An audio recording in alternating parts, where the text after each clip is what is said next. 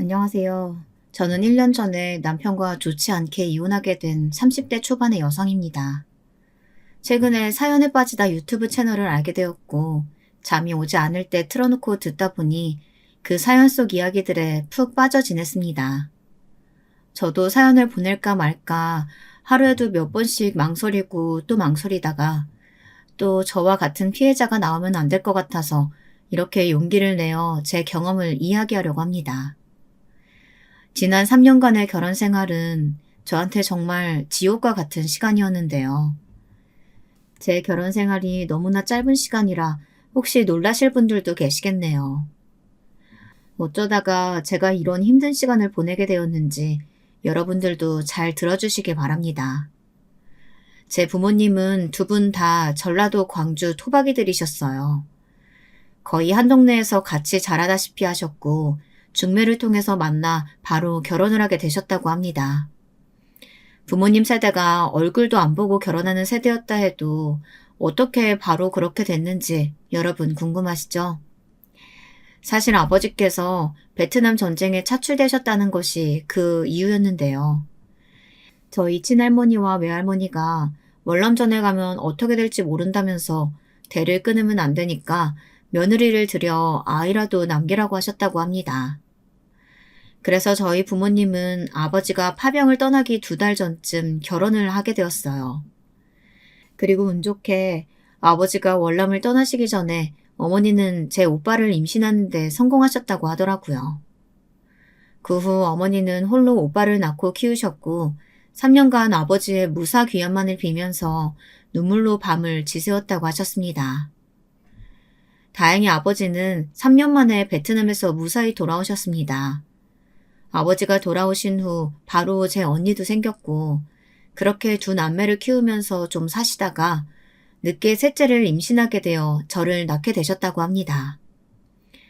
저랑 제 언니는 7년 차이, 오빠는 무려 10년 차이가 나니 제 부모님들, 특히 아버지는 저를 눈에 넣어도 안 아플 정도로 예뻐하시면서 키우셨어요. 어느 정도 재산도 있었고 언니 오빠랑 나이 차이도 나는 저는 집안에서 거의 공주 대접을 받으면서 자라났습니다. 생일마다 마론 인형을 선물로 받고 옷도 새 옷만 사서 입혀주셨던 부모님께 지금도 감사하고 있습니다. 그렇게 저는 고등학교까지 광주에서 나오고 대학은 겨우 서울로 가게 되었습니다. 처음으로 집을 떠나 자취를 하게 되니 모든 것을 제가 스스로 해야 했습니다. 1학년 학기 초에는 밥도 태우고 계란 후라이도 제대로 못하던 저였는데 자취도 1년이 넘어가니 밥도 잘하고 반찬도 요리책 보면서 비슷하게 만들어 먹을 수 있게 되었습니다. 물론 엄마가 2주에 한 번 정도 서울에 올라오셔서 집 청소도 해주시고 반찬도 만들어서 냉장고를 채워주셨지만 태어나서 요리 한 번도 안 해봤던 제가 뭔가를 만들 수 있게 되었다니 어머니는 저를 굉장히 대견해 하셨습니다. 어머, 이거 꽤 맛있다. 이 생선조림 네가 만든 거야? 좀 제법이네. 생선조림 간 맞추기가 은근히 어려운 건데. 이제 너 시집 보내도 되겠어. 엄마, 정말 맛있어? 다행이다. 최근에 요리책 보고 한번 만들어 본 건데 내가 먹어도 맛있더라고. 내가 대학교 2학년인데 무슨 벌써 시집을 가. 아직 멀었지 뭐. 설마 내가 너를 벌써 시집 보내겠다고 그러겠니? 에휴, 요 이쁜 것을 어떻게 아까워서 시집을 보내. 오랫동안 끼고 살 거야. 나도 엄마랑 오래오래 살다가 아주 나중에 시집 갈 거야. 저는 제 또래 애들과 비교를 해도 어머니 아버지와도 굉장히 사이가 좋았습니다. 오히려 큰오빠가 사사건건 저를 아빠처럼 통제하려 들었고 언니도 엄마보다 잔소리를 더 많이 해서 오빠랑은 사춘기 때부터 사이가 좋지 않은 편이었어요. 그것도 몇 년간 뿐이었고 제가 대학을 서울로 가서 집을 떠나갔을 때부터는 다시 좋아졌고요. 오빠도 타지 생활하는 저를 안쓰럽게 생각하기 시작해서 가끔 돈이 떨어지면 오빠한테 전화해서 용돈을 타내기도 했었습니다. 그러던 어느 날 제 친정엄마는 오랜만에 고등학교 동창 모임에 다녀오셨는데 거기서 30년 만에 절친이었던 아주버니를 만났다고 하시더라고요. 어머니는 오랜만에 나갔던 동창회 분위기가 좋으셨는지 집에 와서 그 이야기를 아버지에게 시시콜콜 말씀드리는 거였습니다. 여보, 나 있잖아. 오늘 동창회에서 미자 만났거든. 근데 미자한테 아들이 있다네? 이번에 7급 공무원 붙어서 뭐 외교부인가 발령 났다고 얼마나 나한테 자랑을 하던지. 근데 그 미자 아들 말이야. 7급 공무원이면 좀 괜찮은 직급인 거야? 우리 딸 미자네 아들이랑 소개팅 한번 해줘 볼까? 당신 생각은 어때? 그래? 공무원이면 좋지. 그리고 소개팅 한번 하는 것 정도는 괜찮은 것 같아. 그런데 당신 동창이라는 그 여자는 시어머니 자리로 좋기는 한 것 같아. 혹시라도 우리 귀한 딸 고생시키려는 심술궂은 성격이면 어떡하려고. 학교 다닐 때 걔 별로 눈에 띄지 않는 얌전한 애였어. 그래서 난 미자 사돈으로 마음에 드는데 어쨌건 누가 내 딸 바로 결혼시킨대. 술김에 그냥 하면 약속한 거니까 나가 보라고 하는 거지 뭐. 저는 그때 대학 졸업반이었는데 너무 이른 나이에 소개팅을 한다는 생각을 하니까 어쩐지 좀 거부감이 들더라고요. 그렇지만 저희 엄마는 그냥 반 장난으로 두 분이서 약속한 거라면서 엄마 체면을 봐서라도 한 번만 나가달라고 저에게 통 사정을 하시는 거였습니다. 가봐서 그 아들이 마음에 안 들면 뻥 차버려도 된다고 하시면서 딱 한 번만 만나보라고 하시더군요. 그래서 저는 억지로 어머니의 여고 동창생 아들과 소개팅 자리를 가지게 되었습니다. 그런데 그 사람은 생각보다 외모도 깔끔하고 매너도 있는 사람이었습니다. 솔직히 말하면 한 번만 만나고 끝을 내기에는 조금 아까운 사람이다. 그런 생각이 들었습니다. 게다가 30도 안 되었는데 공무원 시험에 합격했다는 말을 들으니 머리도 좋고 능력도 꽤 좋을 것 같은 느낌이 들었습니다. 그런데 참 이상한 일이죠. 그런 면에서는 그 남자도 저와 같은 생각을 하고 있는 줄은 몰랐습니다.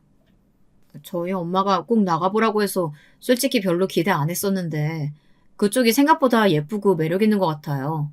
오늘 하루만 만나고 끝내기엔 아까운데 어때요? 우리 계속 만나볼래요? 어머, 저도 그런 생각하고 있었는데 어쩌면 우리 생각도 잘 통하는 것 같아요. 좋아요. 다음에 또 만나봐요. 4학년 2학기에는 학교 수업도 2과목밖에 없고 논문만 쓰면 졸업이었기 때문에 저는 취업 준비를 하면서 시간이 많이 남아서 언제든 그 사람이 연락하면 만나러 나가곤 했습니다. 그때 남편은 제가 전에 잠깐씩 사귀었던 남자들보다 훨씬 믿음직했고 저를 챙겨주고 배려해주는 성격이었습니다.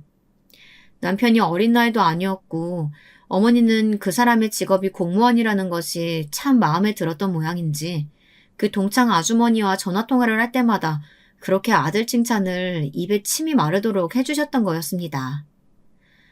그래 미자야, 네 아들 말이야. 정말 착하고 배려심이 깊더라. 저번에는 우리 딸이랑 데이트 중이었는데 갑자기 우리 애가 배가 아프다고 하니까 같이 병원도 가지고 일찍 집에 들여보내주는 거 있지? 차로 데려다 주는 것도 물론이고 말이야. 어쩌면 그렇게 아들을 잘 키웠어? 네 아들 사위감으로 정말 마음에 쏙 든다. 우리 그냥 사돈 맺을래? 나도 네 딸 너무 예쁘고 참한 것 같아서 마음에 들더라. 막내인데 성격도 되바라지지 않고 말이야.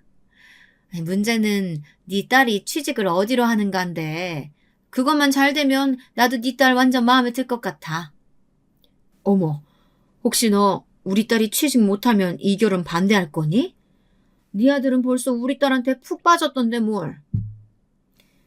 어머니는 제가 취업을 하든 결혼을 하든 별로 상관하지 않았지만 저희 아버지는 솔직히 그 사람과의 연애나 결혼보다 제가 취직을 해서 사회생활을 해보는 것을 바라고 계신 것 같았습니다. 나는 우리 딸이 사회 나가서 더 좋은 사람도 많이 만나보고 그러고 나서 결혼 결정해도 늦지 않을 것 같구나. 네 어머니는 눈앞에 그 남자 놓치면 안 될 것 같아서 안달을 내지만 혹시 아니? 그 남자 보고 결혼했다가 더 좋은 사람 나타나면 네가 후회하게 될 것 같아서 그래. 듣고 보니 아버지 말씀도 맞는 것 같았습니다. 저는 25밖에 안 되었고 아직 취준생의 입장이었기에 지금 결혼하는 것은 말도 안 된다고 생각했습니다. 지금 저한테 제일 중요한 과제는 그 남자와 데이트보다는 취업에 우선을 두어야겠다고 결심했습니다. 계속 연애에만 시간을 할애하다 보면 공부할 시간도 줄어들고 언제 취직에 성공할지 모르겠다는 걱정이 들기도 했습니다. 저는 그 남자에게 1년간 취업을 위한 시간을 달라고 말했습니다. 취직도 해야 했고 그 사람에겐 비밀로 했었지만 혹시 모를 다른 사람과 만남의 가능성도 열어놓고 싶어서였습니다. 그 사람은 처음에는 절대 안 된다고 펄쩍 뛰었지만 단순히 취직 때문이라면 6개월 정도는 못 만나는 건 감수하겠다고 하더라고요. 그러면서도 너무 아쉽다는 듯이 풀이 죽어서 저에게 매달렸습니다. 난 사실 하루도 자기 못 만나는 건 싫지만 자기가 취직 위해서라니까 견뎌볼게. 6개월까지만이야? 그 후엔 무조건 우리 다시 사귀는 거야? 난 한눈 절대 안 팔 거야. 자기만 기다릴 자신 있어. 벌써 보고 싶은데 어떻게 6개월을 기다리지? 나도 자기가 물론 보고 싶겠지만 우리 좀 다른 것도 해가면서 보내자. 당신도 뭐 영어학원이든가 평소 하고 싶었던 일 시간을 쏟아봐. 나만 너무 생각하지 말고. 제 말투가 좀 쌀쌀맞았는지 남자친구는 눈에 띄게 서운해했습니다. 할 수 없이 저는 매일 자기 전에 전화통화는 해주기로 했습니다.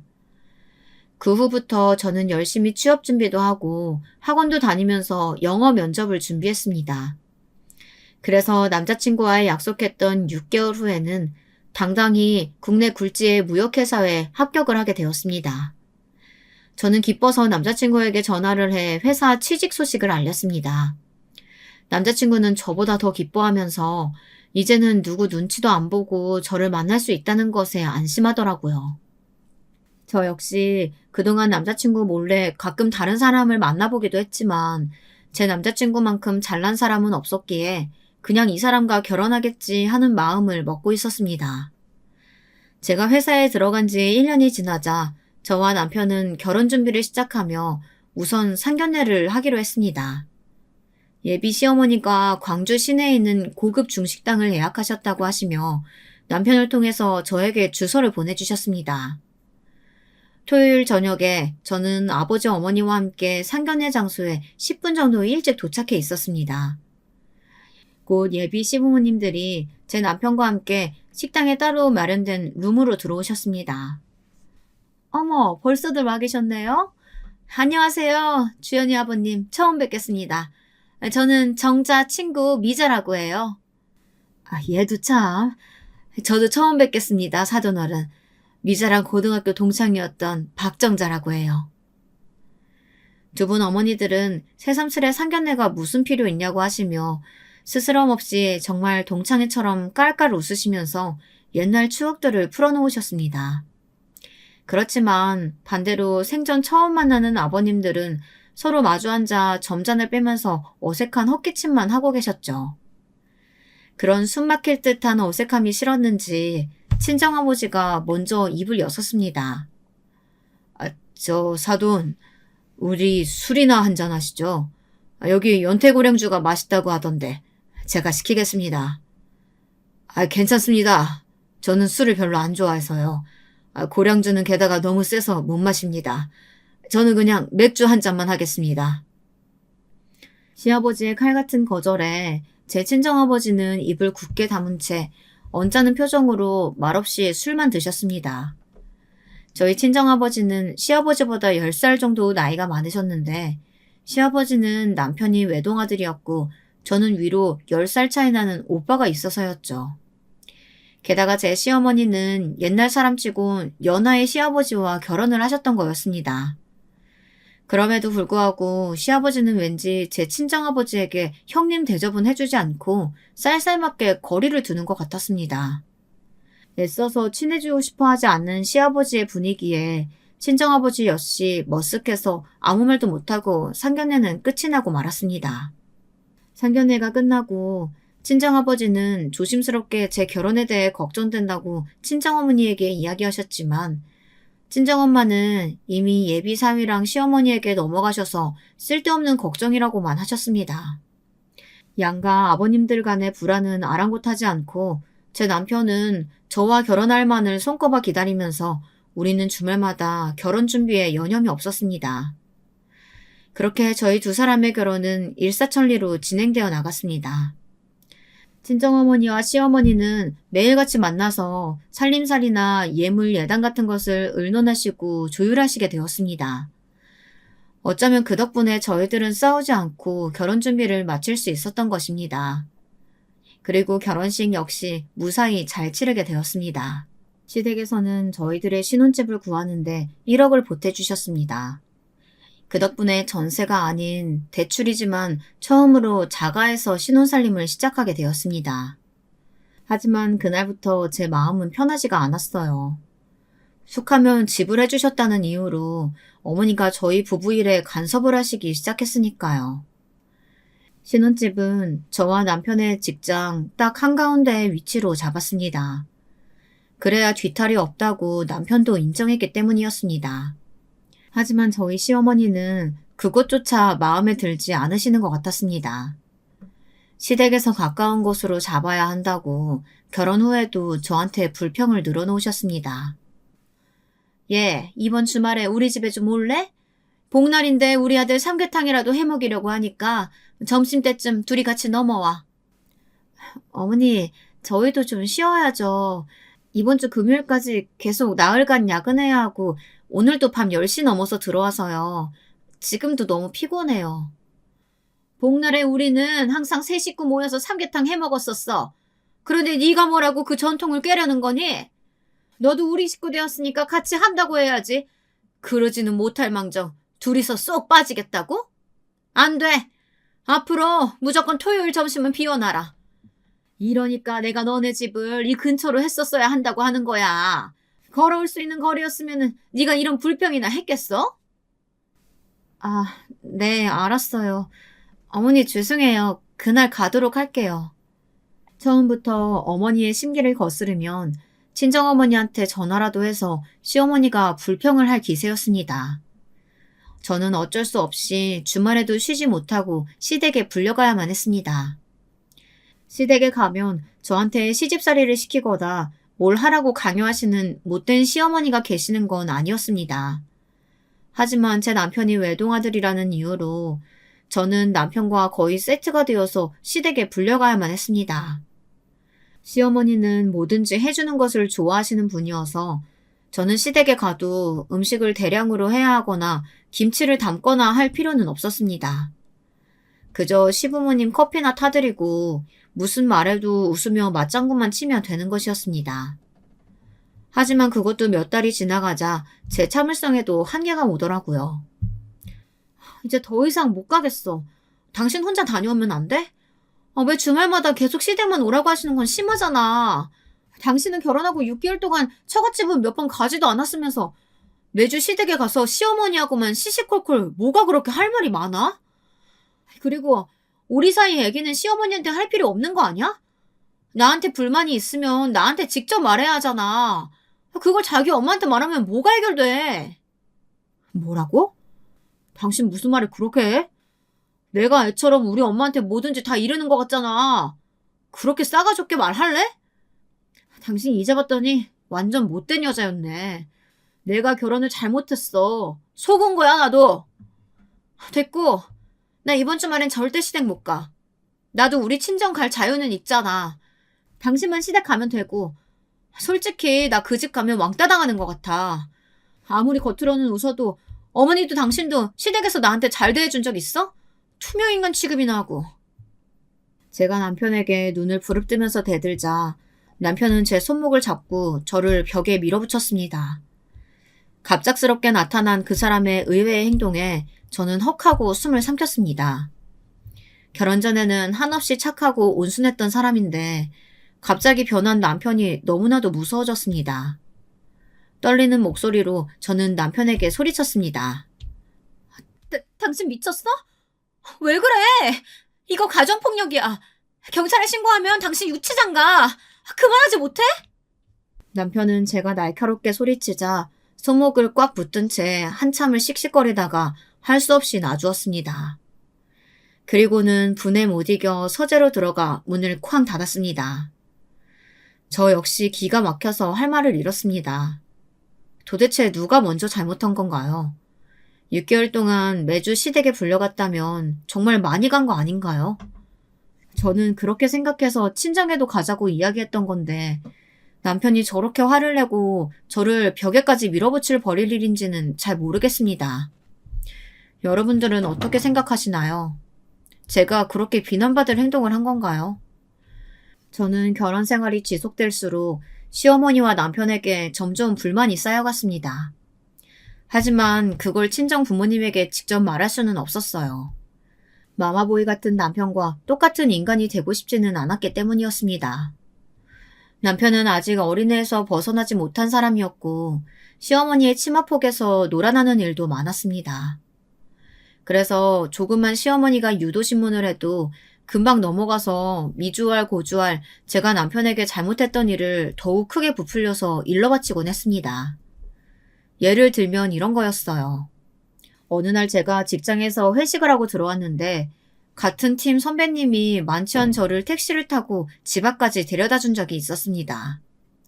그 선배는 여자 혼자 술 취해서 택시 타고 가는 것이 불안했기 때문에 같이 타고 와서 우리 집 앞에 내려준 것 뿐이었는데 남편은 그마저도 의심하기 시작하더라고요. 일주일 전에 회식했을 때 집에 데려다 준 그 남자 누구야? 그 놈이랑은 아무 일 없었던 거지? 나 이거 우리 엄마한테 다 말할 거야.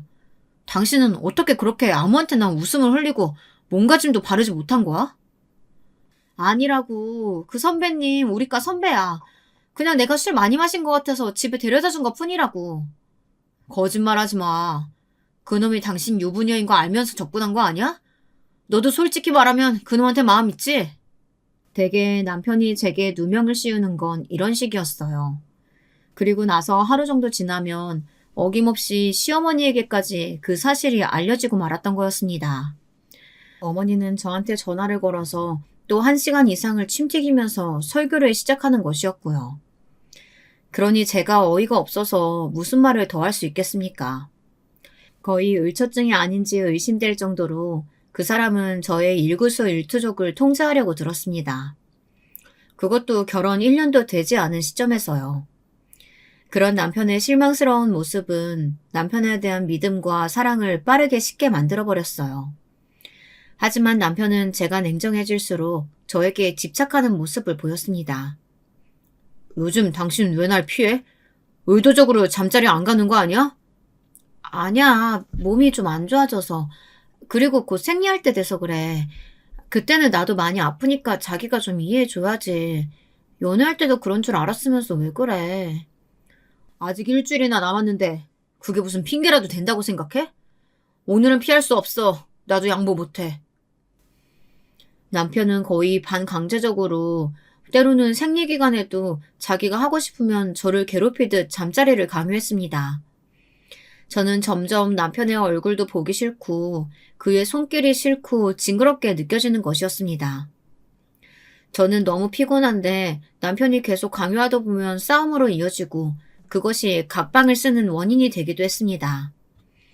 제가 남편에게 이해가 안 가는 점은 또 그런 부부간의 관계까지 남편은 하나도 안 빼먹고 시어머니에게 일러바치고 있었던 것이었습니다. 그건 지금 생각해도 선을 한참 넘는 행동이 아니었나 생각됩니다. 그런 일까지 시어머니하고 공유하고 싶은 며느리가 세상에 어디 있겠습니까? 그러면 시어머니는 그걸 가지고 또 제게 전화해서 한참을 꼬투리 잡고 훈계하는 것이었습니다. 얘, 너 요즘 남편이랑 같이 방 안 쓴다며? 이제 1년 지났으면 아직 신혼인데 너희들은 연애를 오랫동안 해서 그런 거니? 도대체 우리 아들이 어디가 어때서? 네가 감히 우리 아들을 거절해? 다음 주에도 안 했다고 하면 이 엄마가 쫓아갈 거니까 알아서 해. 알겠니? 내가 전화해서 내 아들한테 물어볼 거야. 어머니, 부부간의 관계까지 허락을 받고 그래야 되나요? 전 도대체 이해할 수가 없어요. 남편도 뭘 잘한 게 있다고 그런 것까지 어머니께 일러바치는 건지. 진짜 마마보이가 아니면 그럴 수는 없는 거잖아요. 뭐? 마마보이? 얘가 무슨 말이야 그게 네 남편한테. 이 시어머니한테 이젠 하다하다 남편 흉까지 보는 것 봐. 너 착한 줄 알았더니 엄청 대바라진 애였구나. 내가 너를 한참 잘못 본 것 같다. 아유, 기 막혀서 누구 보고 마마보이라는 거야? 안 되겠다. 내 너희 엄마한테 전화해서 따져야지. 이거 뭐 완전 사기 결혼 아니야? 아니에요. 제발 우리 친정에는 알리지 마세요, 어머니. 제가 잘못했어요. 다신 어머니한테 말대답 안 할 테니까 친정어머니한테는 전화하지 마세요. 저는 저 때문에 제 친정부모님이 실망하시는 일만은 두고 볼 수 없었어요. 그래서 저만 참으면 만사가 해결된다고 안일하게 생각했던 것 같습니다. 아직 저와 남편의 결혼 생활은 1년밖에 안 지났었기 때문이에요. 그래도 남편이 변할 거라고 믿고 싶었습니다. 제가 잘하면 남편도 저한테 잘해주겠지. 마마보이 같은 성격도 고치고 제 말도 믿어주겠지 하고요. 그 후로는 웬만하면 남편의 기분을 맞춰주면서 몸을 사리고 지냈습니다. 회사에서 잔업이 있어도 미리 보고를 했어야 했고, 1시간마다 사무실에 있다고 영상통화로 남편에게 알려야 했지만, 그래도 친정 부모님이 제 파탄나버린 결혼 생활에 대해서 다 알게 되는 것만은 막고 싶어 노력했습니다. 그러다 제가 임신한 사실을 알게 된 건 결혼 생활이 2년째가 되어가던 시점이었습니다. 어느 날 갑자기 생리가 멈추고 5주 동안 속이 울렁거리면서 아무것도 못 먹을 정도로 구역질이 나는 것이었어요. 저는 불안감에 덜덜 떨리는 손으로 임신 테스트기를 했고 그 결과는 선명한 2줄이었습니다. 이 악마 같은 인간의 아기를 가시다니. 저는 속으로 낭패를 보았다고 생각했어요. 남편은 계속해서 그 마마보이 같은 고자질을 멈추지 않았고 남편의 고자질을 들으면 시어머니는 저녁마다 전화를 해서 너 이랬던 게 사실이냐? 아니면 어떻게 책임질래? 이러면서 제 정신을 피폐하게 만들고 있었기 때문이었습니다. 제가 남편에게 맞았다는 것을 시어머니에게 항변이라도 하려고 하면 시어머니는 제 말을 잘라먹으면서 오히려 큰 소리를 치셨습니다. 마누라가 얼마나 지랄을 해댔으면 남편이 손이 올라가. 네가 우리 아들 화를 돋구니까 걔가 참다 못해 살짝 손을 댔겠지. 때리긴 누가 때려. 남편들이 때리는 데에는 다 이유가 있어. 네가 먼저 잘못한 거야. 저는 이제 남편과 시어머니의 전화를 받으면 자동으로 몸이 떨리고 신물이 올라오는 정도가 되었습니다. 오늘은 또 무슨 꼬투리를 잡아서 저를 혼내고 힘들게 할지 걱정이 되고 불안했기 때문이었습니다. 저는 지금 당장은 남편에게 임신한 사실을 비밀로 해야 되겠다고 생각했어요. 사실 아무도 모르게 저는 나쁜 생각을 했습니다. 임신한 뱃속의 아기를 병원 가서 떼어버리고 싶었어요. 어차피 사랑하지도 않은 남자의 아기를 가져봤자 좋은 관계로 발전하지도 않을 텐데 이런 생각이 들었습니다. 하지만 남편은 제가 쓰레기통에 버린 테스트기를 기어코 발견하게 되었습니다. 남편은 제 생각과는 반대로 기뻐서 환호성을 지르면서 화장실에서 튀어나오더군요. 당신 임신한 거야? 몇 주 된 거야? 그게 사실이면 나 이제 내년이면 아빠 되는 거네? 와, 너무 좋다. 우리 2명 이상은 꼭 낳자. 난 외동이라 잘하면서 너무 외로웠거든. 아무리 친구가 있어도 난 동생이나 형이 있었으면 했었어. 당신 진심이야? 나와 사이가 좋으면 얼마나 좋아서 이야기를 낳으려고 하는 거야? 난 생각만 해도 토악질이 나와. 난 우리 둘 관계가 이미 끝났다고 생각해. 그런데 아기 낳는다고 해서 당신이 마마보이에서 믿음직한 아빠로 변할 리도 없잖아. 저는 그날따라 악에 받쳐서 소리를 질렀습니다. 그랬더니 남편이 갑자기 얼굴이 시뻘개지면서 제 뺨을 때렸습니다. 짝 소리가 나면서 제 뺨에 붉은 손자국이 새겨졌습니다. 그리고도 남편은 성에 차지 않았는지 연거푸 2번이나 더 제 뺨을 때렸습니다. 저는 힘없이 소파에 쓰러졌고 경악한 눈에서는 눈물이 줄줄 흘렀습니다. 저는 잔뜩 열이 올라 벌떡 일어나서 남편에게 대들었습니다. 왜 때려? 네가 뭘 잘했다고 날 때려? 넌 맨날 네 엄마하고만 짝짝꿍대서 나 같은 건 무시하고 네 마음대로 나한테 막대하던 인간 아니었어? 그런 인간이 무슨 애아버지가 될 자격이 있어. 제발 나 괴롭히지 말고 정신과에나 가봐. 이 사이코 같은 새끼야. 뭐야? 이게 말이면 단줄하나. 내가 맨날 참고 있으니까 핫바지로 보여? 한번 제대로 해봐? 아니, 자기가 참기는 뭘 참았다고 뻔뻔스럽게 저런 말을 할 수가 있는지. 한 번도 안 빼놓고 제 일거수일투족을 시어머니에게 일러바치던 사람이 할 말은 아니지 않나요? 제가 뭐라고 더 소리를 지르려던 그때 남편은 일어난 저를 다시 힘껏 소파에다 떠밀었습니다. 저는 소파에 잘못 떨어지며 엉덩이를 딱딱한 모서리에 부딪혔습니다. 제 몸 내부에서 자라고 있던 조그만 아기는 그대로 잘못돼서 엄청난 피와 함께 쏟아져 나왔습니다. 저는 부들부들 떨다가 손발을 경직하면서 기절했습니다. 당황한 남편은 급하게 구급차를 불렀습니다. 구급대원들은 5분 내로 도착해 가까운 응급실로 저와 남편을 싣고 갔습니다. 남편은 아래에서 피가 안 멈추는 저를 보고 겁에 질려서 의사에게 물어봤습니다. 여보, 어떻게 된 거야? 왜 이렇게 피가 많이 나와? 선생님, 제 아내가 어떻게 된 건가요? 뱃속 아기가 유산된 것 같습니다. 이제 5주 정도 된 태아라 정말 조심했어야 하는데 이젠 어떻게 할 수 없고요. 다음 아기를 기다리셔야 할 것 같습니다. 뭐요? 아기를 살릴 수 있는 방법은 없다고요? 뭐 이런 돌팔이 같은 놈이 다 있어. 무슨 짓을 해서라도 이 아기 살려놔. 제가 기절해 있는 동안에도 남편은 응급실에서 난동을 피우며 산부인과 레지던트의 멱살을 잡고 소리치다 끝내 간호사가 부른 경찰들에게 잡혀가고 말았습니다. 남편은 현행법으로 단박에 유치장에 갇혔습니다. 그리고 시어머니가 남편의 연락을 받고 경찰서로 달려오셨다고 합니다. 그 이후의 일들은 제 친정 부모님에게 들은 이야기들입니다. 주연아, 그런 일 있으면 당장 엄마 아빠한테 이야기를 했었어야지. 왜 일이 이렇게 되기까지 참고 지낸 거야? 네가 무슨 죄가 있어서 그 수모를 당하고도 결혼을 유지해야 돼. 난 다 필요 없다. 네 남편이라는 놈이나 그 미자년도 전부 다 고소할 거야. 내가 다 고소해서 콩밥을 먹이고 말 거야. 정말 소름 끼친다. 네 시아버지는 뭐하고 있었던 거니? 네 남편이랑 시어머니가 너 괴롭히고 있는 동안 그걸 방관만 했다니? 난 그 집안 인간들 모두 다 경찰서에 잡아 쳐넣고 싶어. 앞으로는 그 집에 돌아가지 마라. 이 아버지는 널 그 악마 같은 놈의 소굴로 들여보낼 수가 없어. 남편이 공무집행 방해죄로 구속되어 있는 동안 병실에 누워있던 저에게 시어머니가 전화를 해왔습니다. 저는 지긋지긋한 어머니의 전화를 받고 싶지 않아서 한 서너 번 정도 무시하다가 줄기차게 걸려온 전화에 넌덜머리를 내면서 받았습니다. 무슨 일이세요?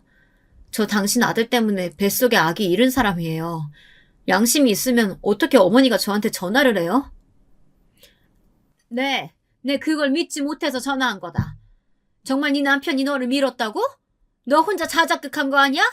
너 아기 낳기 싫다고 했다면서. 그래서 우리 아들이 화나서 널 밀었다고 하던데. 사실 너 애기 임신한 거 아니지? 네가 다 꾸며내고 거짓말한 거지?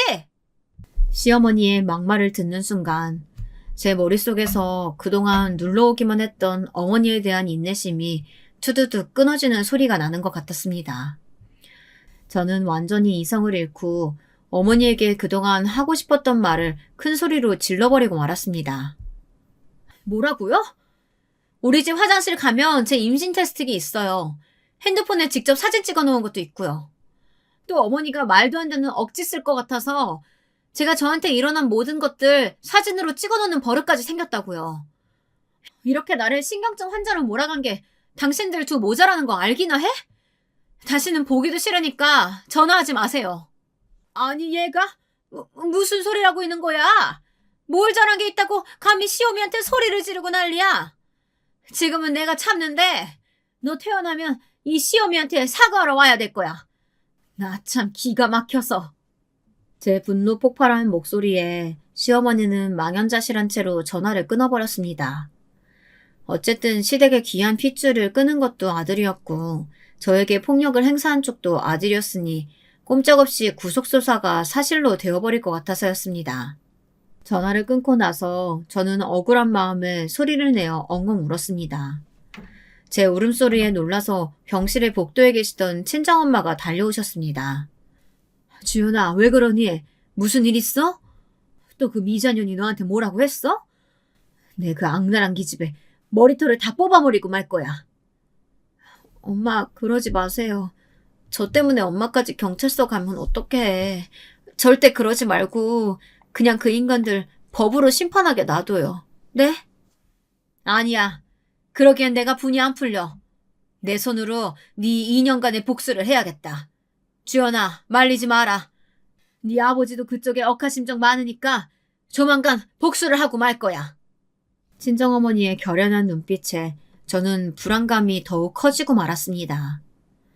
그 길로 제 친정엄마는 저희 신혼집에 가서 남편이 저를 때렸던 증거를 찾으려고 노력하셨습니다.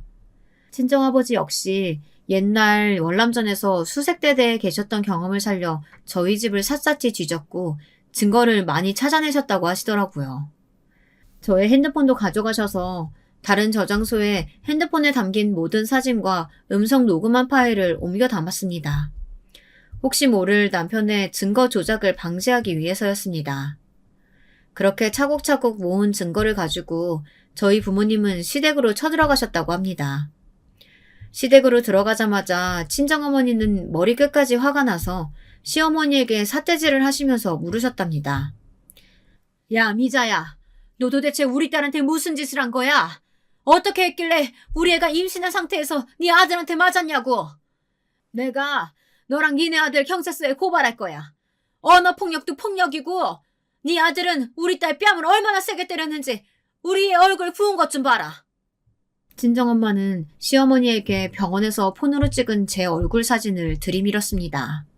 사진 속에 벌겋게 멍든 제 얼굴을 곁눈으로 본 채 만체하며 시어머니는 코웃음을 쳤습니다. 정자야, 이 사진을 내가 어떻게 믿니?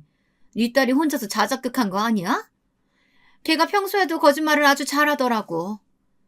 그러니까 내 아들도 하도 어이가 없어서 몇 번 살짝 손댄 것 같은데 그 정도로 고소를 하다니.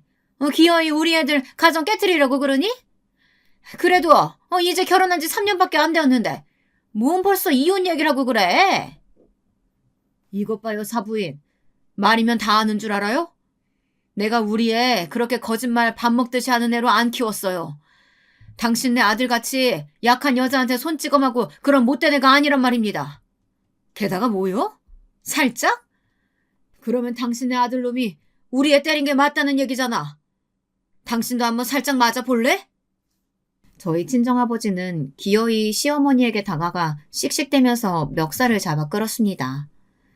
목이 졸린 채로 캑캑거리던 시어머니는 소뚜껑처럼 큰 아버지의 손바닥이 얼굴로 날아오려 하자 눈을 질끈 감으셨습니다. 그러나 저희 어머니가 아버지의 팔을 잡고 매달리다시피 하면서 말리셨습니다. 여보, 당신이 참아요. 여기서 당신이 미자 때리면 당신도 똑같은 사람 되는 거예요. 지금은 좀 참고 이 인간들을 싹싹 빌고 사과할 때까지 우리 여기서 나가지 말아요. 그러면 되잖아요. 일상생활 못하게 계속 여기 눌러앉아 있다가 사과 받으면 그때 움직이자고요. 뭐라고? 아니 누구 맘대로 이 집에서 안 나가고 버티겠다는 거야? 내가 경찰에 신고하면 쫓겨나는 건 정작 너랑 네 남편이야. 그러기 전에 얼른 꺼져! 그때 이 아수라장에 산책을 갔다가 돌아오셨던 저희 시아버지가 나타났습니다.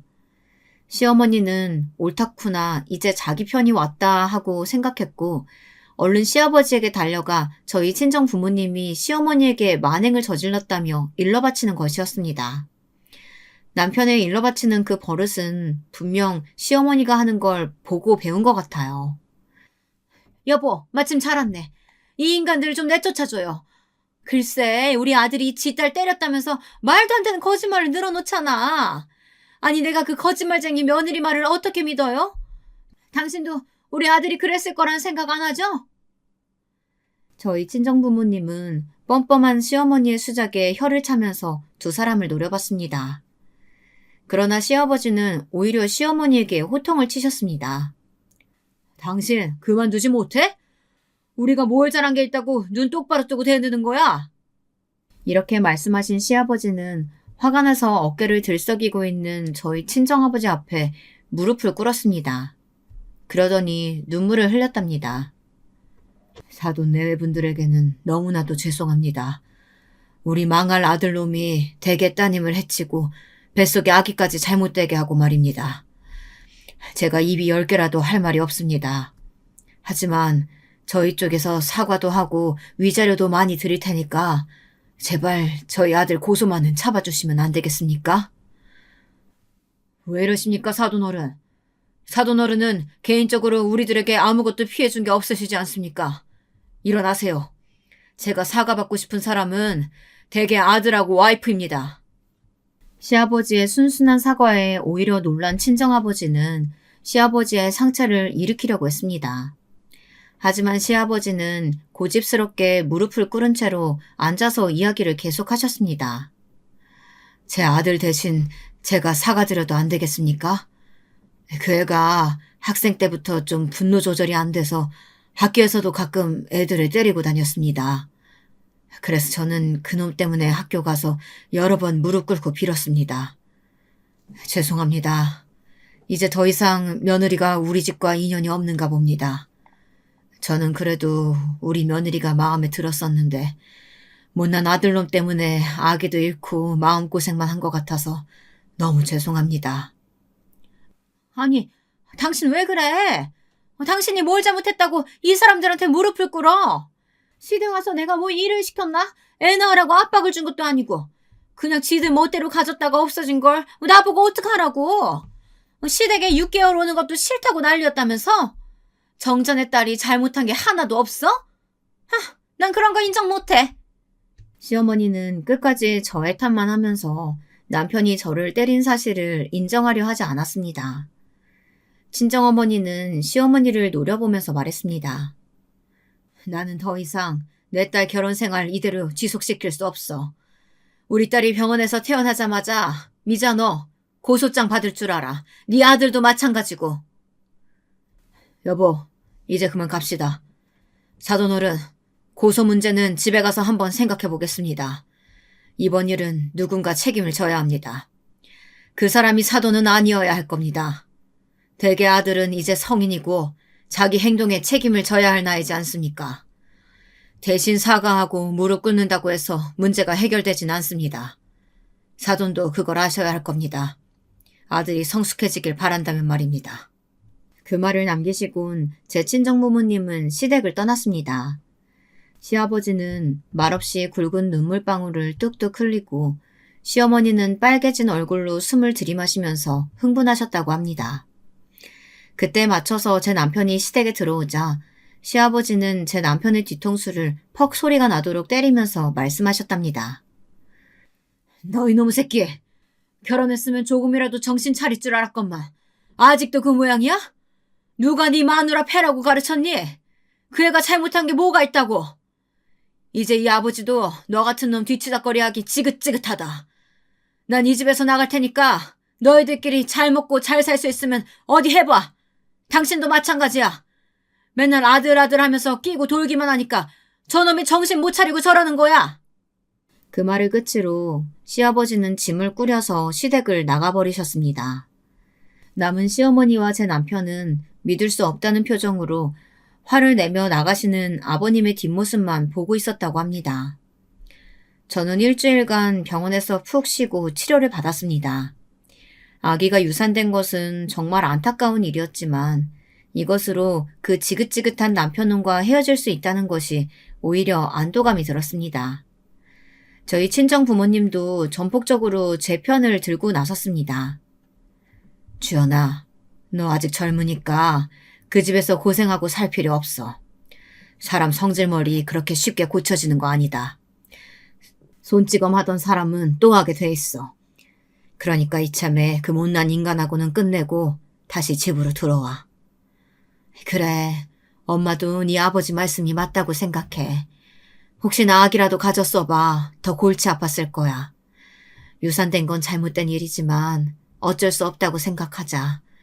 집에 와서 엄마랑 여행이라도 갔다 올까? 저는 오랜만에 친정에 와서 부모님과 단란한 시간을 가졌고 하고 싶은 거 하고 푹 잤습니다. 그랬더니 스트레스도 없고 너무 몸이 좋아지더라고요. 남편은 제가 고소를 준비한다고 하니 저한테 전화해서 또 큰 소리를 치는 것이었습니다. 야, 네가 뭔데 나랑 우리 엄마를 나락으로 떨어뜨린다고 이 난리야. 내가 그런다고 너한테 울면서 사과라도 할 것 같아? 우리 엄마가 그랬어. 나 잘못한 거 없다고. 아버지 말씀도 신경 쓰지 마. 우리 아버지 원래 심약해서 그런 말씀 하시는 거니까. 야, 시끄러워. 니네 엄마 정말 질린다. 이 마마보이 새끼야. 누가 봐도 잘못한 건 너고 폭행에 대한 대가는 치러야 할 거야. 게다가 유산까지 시켰으니까 넌 가중처벌 받아야 돼. 알겠어? 내가 막말을 못해서 안 한 줄 아니? 세상엔 예의가 있고 체면이 있으니까 참는 거야. 그런데 너한테는 예의 차릴 필요도 없고 네가 해준 대로 똑같이 대하는 게 답인 것 같다. 나한테 용서 같은 거 바라지 마. 합의 절대 없으니까. 저는 그렇게 남편에게 고소장을 보냈고 이혼 소송을 시작했습니다. 나중에 시아버지도 시어머니에게 이혼 합의서를 제출하셨다는 소문을 들었습니다. 그동안 시어머니가 연상이라는 것을 무기로 시아버지를 찍어 누르고 멋대로 조종하려고 하셨다는 것입니다. 그 김에 황혼 이혼도 하시고 다 큰 아들놈 뒷바라지도 하고 싶지 않다고 어디 산이라도 들어가 혼자 살고 싶다고 하셨다고 하더라고요. 그 말을 듣고 저는 속이 다 시원했습니다. 그 사이코 같은 모자 곁에서 그들의 편이 되어줄 사람은 아예 없을 것이니까요. 결국 그 사람과 저는 시아버지와 친정아버지의 극적 타협으로 고소를 취하하고 합의 이혼에 이르게 되었습니다. 죄는 미워하지만 사람을 미워하지 말아달라고 하면서 제 시아버지가 마지막으로 남편에게 억지로 사과와 반성문을 쓰게 하였고 남편은 아무래도 벌금도 물기 싫고 깜빵에 가기 싫어서 마지못해 반성문을 작성한 것 같더라고요. 제 친정어머니는 아직도 이 일로 시어머니를 미자년이라고 부르면서 몸서리를 치시곤 합니다. 하지만 저는 이제 그 사람들과 다시는 얽힐 리도 없고 하니 더 이상 미워하거나 원한 같은 건 가지지 않으려고 합니다. 사람을 미워하면 할수록 제 수명을 더 깎아먹는 것 같거든요. 이젠 깨끗하게 헤어졌으니 그 사람이 개과천선하길 바랍니다. 그래야 남은 생을 별 탈 없이 살 수 있을 테니까요. 저는 6개월간의 이혼 과정이 끝나고 나서 어머니 아버지와 함께 유럽으로 해외여행을 다녀왔습니다. 그동안 쓰지 못했던 월차를 끌어모아 부모님 효도 관광도 시켜드리고 저도 마음 정리도 할 생각이었거든요. 현실에서 아등바등 해봐야 아무도 안 알아줄 거고 저도 회사에 덜 충성하면서 앞으로는 하고 싶은 건 하고 살기로 했습니다. 이렇게 남편과의 연을 끊은 지 1년이 넘었지만 아직도 지리산 기슭에서 혼자 사시는 전 시아버지와는 가끔 전화도 드리고 이런저런 일로 마음이 어지러울 때 찾아가서 뵙기도 합니다. 아직도 혼자 지내냐면서 좋은 남자 있으면 재혼하라고 하시는데 아직은 혼자가 좋다고 매번 웃으면서 말씀드리곤 하죠. 여러분, 제 이야기는 여기서 끝이 났습니다. 제 인생에 작지 않은 일을 겪고 나서 제가 느낀 점은 할 말은 꼭 하고 살아야 한다는 것입니다. 제 친정 부모님도 말씀하셨지만 부모 체면 생각해서 부당한 대우를 받아도 참는다면 남들은 그런 자식을 더 호구로 본다고요. 그리고 겉으로는 친절하고 착하다고 해서 그 사람이 끝까지 그럴 것이라고는 믿지 마세요. 왜냐하면 사람이 원하는 게 있을 때는 입안에 혀처럼 굴다가 원하는 것을 다 얻고 나면 제 전남편처럼 돌변해서 본색을 드러내는 일도 있을 테니까요. 제 이야기 들어주신 구독자분들 모두 건강하시고 행복하시길 바랍니다. 감사합니다. 안녕하세요. 저는 대한민국의 30대 유부녀입니다. 요즘 날씨가 많이 풀렸지요? 하나둘 봄꽃들이 봉우리를 터뜨리는 걸 보니 정말 이제 봄인가 싶은 것이 코로나도 겨울과 함께 물러갈 것 같은 희망이 생깁니다. 오늘은 제가 시어머니에게 구박당하는 동서를 시어머니에게서 구해준 이야기를 한번 해볼까 합니다. 먼저 저의 어린 시절에 대해 말씀을 드리자면 전 바닷가가 있는 큰 도시에서 자라났습니다. 아버지는 해산물 시장에서 일을 하셨어요. 싱싱한 생선을 바로 파는 일이었지요. 아버지가 가게를 하시던 시장은 전국에서도 알아주는 해산물 시장이어서 집안 형편은 넉넉했고 저는 아버지의 덕분으로 유복하게 어린 시절을 보냈습니다. 크게 부족한 것이 없었고 그저 달리기 하는 것을 좋아하는 말괄량이 소녀였지요. 어린 시절 매일 하라는 공부는 하지 않고 아버지 가게로 놀러 갔는데 저는 공부보다 뭔가 장사하는 모습을 보는 것이 재미있었어요. 그렇게 아버지와 함께 저녁 노을을 보며 집으로 돌아오면 항상 어머니는 맛있는 반찬을 한 상 가득 차려놓고 아버지와 저를 기다리고 계셨지요. 고등학교를 졸업하고 저는 당연히 대학을 진학하는 오빠와 언니 뒤를 따르지 않고 아버지께 가게에서 일을 배워보고 싶다고 말씀드렸어요. 당연히 아버지는 무슨 소리냐며 처음에는 역정을 내셨지만 저는 고집을 부렸습니다. 그렇게 저는 얼른 대학 가고 좋은 집에 시집 가야지라는 소리를 귓등으로 들으면서 20살부터 시장으로 출근을 했습니다. 그렇게 1년 정도 아버지의 장사 노하우를 배운 다음 저는 장사 아이템을 찾았습니다. 뭘 팔면 좀 돈이 될까 궁리를 하던 차에 아버지가 떼우시는 생선 중 저렴한 것들을 가지고 어묵을 한번 만들어 보면 어떨까 생각을 하게 되었어요. 어묵이 마치 떡처럼 하나의 간식으로 뜨고 있는 시절이었고 많은 브랜드가 깔끔하게 백화점에 어묵을 출시하고 있었습니다. 저는 어묵 브랜드를 만들어 보리라는 큰 꿈을 안고 대학을 진학하여 경영학과를 다니면서 아버지께 지원을 받아 어묵 베이커리를 차렸습니다. 직접 공수해온 생선으로 직접 어묵을 매일 아침 만들어 매장에서 판매하니 반응이 좋았습니다. 어묵만 파는 것이 아니라 일반 베이커리처럼 커피도 팔고 음료도 팔았죠.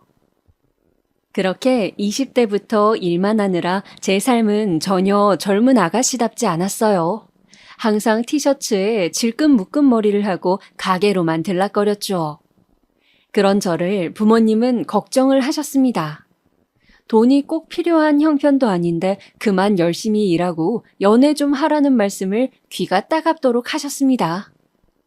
나이가 들수록 사람 만나기는 더 어려워지는데 어쩌려고 그러냐는 핀잔도 함께요.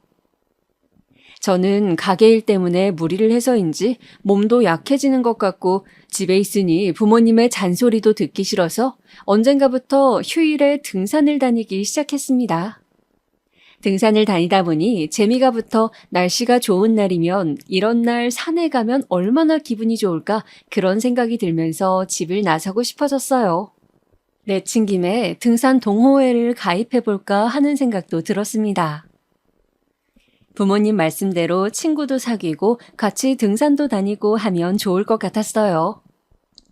그렇게 저는 용기를 내어 인터넷으로 등산 동호회를 가입했습니다. 매주 일요일 정해진 시간에 정해진 산 밑으로 나가면 되는 방식이었고 회비가 2만 원 정도 있었습니다. 다 같이 정해진 코스를 다 오른 다음 하산하고 단체로 식사를 하면서 이야기를 나누는데 필요한 회비였죠. 매주 꼭 참석해야 하는 것이 아니라 멤버도 계속 바뀌고 내가 바쁜 일이 있으면 그 주는 안 나가도 상관없다는 점에서 일이 바쁜 저에게는 부담이 덜한 동호회였습니다. 그렇게 동호회에서 정한 산을 올라가고 있을 때였습니다. 가보지 않았던 산이고 제 생각보다 꽤 가팔라서 일행을 놓치고 혼자 힘들게 올라가고 있는데 문득 길을 보니 더 이상 등산로가 보이지 않았습니다. 여기가 어디지? 내가 길을 잘못 든 건가? 저는 문득 시간도 꽤 지난 것 같다는 생각이 들었습니다. 순간 숲은 울창하고 새소리도 뭔가 음산하게 들리는 것이었어요. 갑자기 무서운 기분이 들었습니다. 나 길을 잃은 건가? 누구 없어요? 아무도 없어요?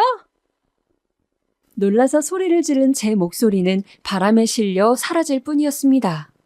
저는 일단 바위에 앉아서 다시 올라왔던 길을 더듬어 내려가 보자고 마음을 먹었어요. 전화가 있기는 했지만 잘 터지지 않았고 조금씩 어두워져 가는데 가만히 있을 수는 없다는 생각이 들었어요.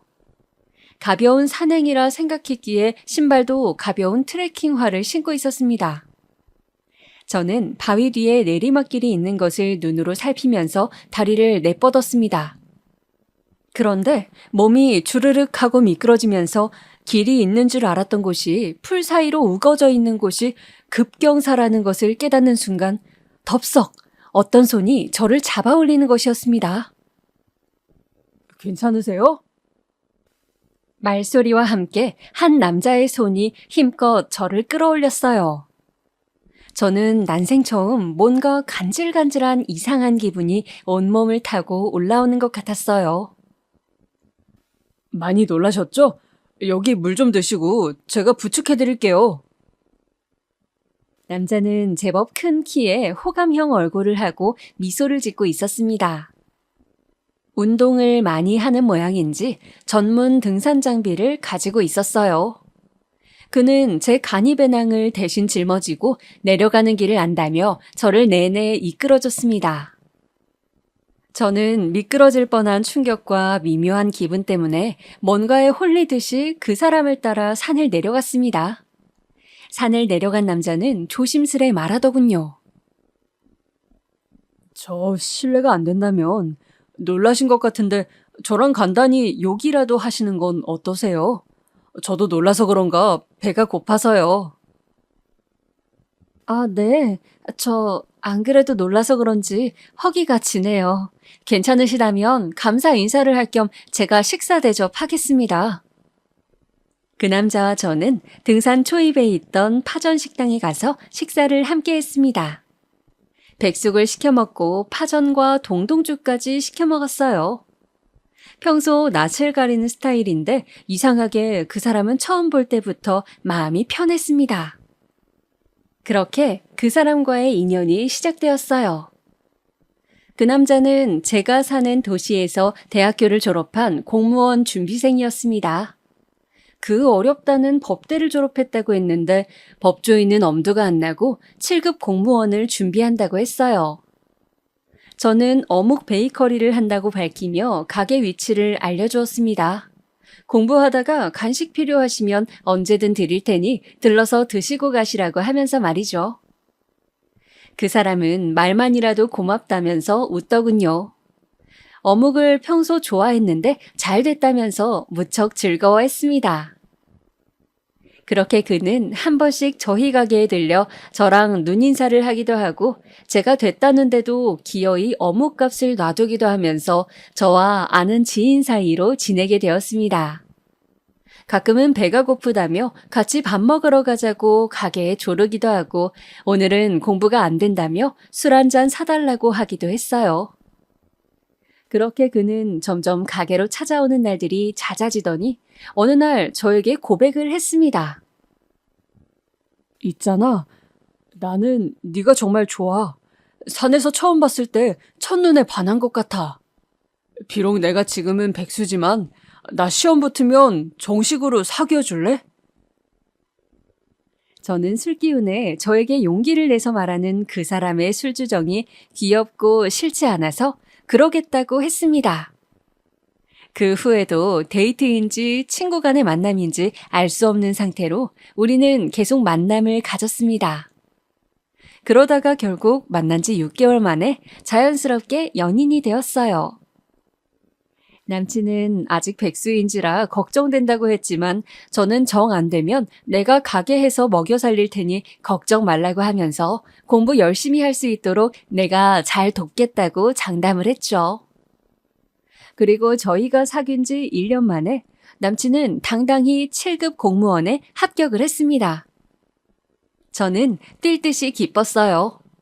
그리고 그렇게 우리는 양가에 인사를 드리게 되었습니다.